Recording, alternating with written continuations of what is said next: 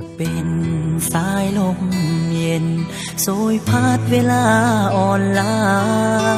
จะคอยเสียดน้ำตาให้เวลาหมดวางอยู่แห่งใด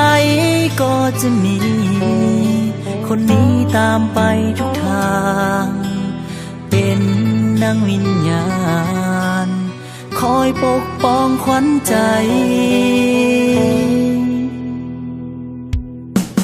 ถึง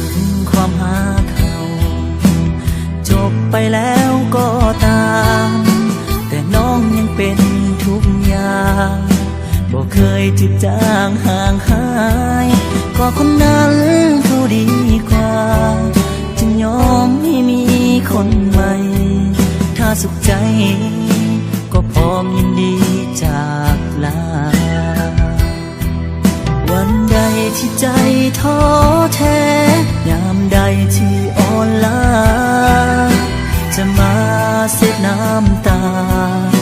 ตำแหน่งแฟนเก่าคนนี้จะเป็นทุกอย่างติดตามเคียงข้างคนดีได้เท่านี้ก็พอสุขใจแล้วเฮา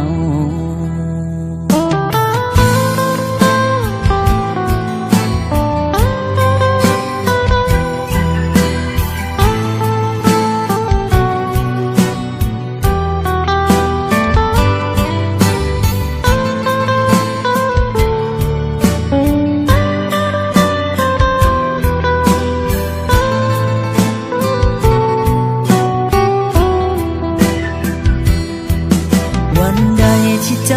ท้อแท้ยามใดที่อ่อนล้าจะมาเสียน้ำตา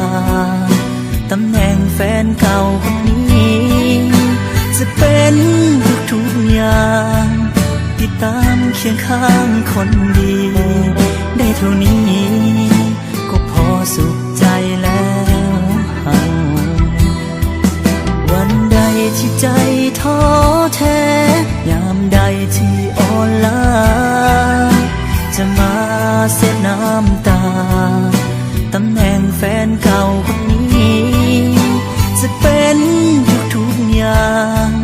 ติดตามเคียงข้างคนดีได้เท่านี้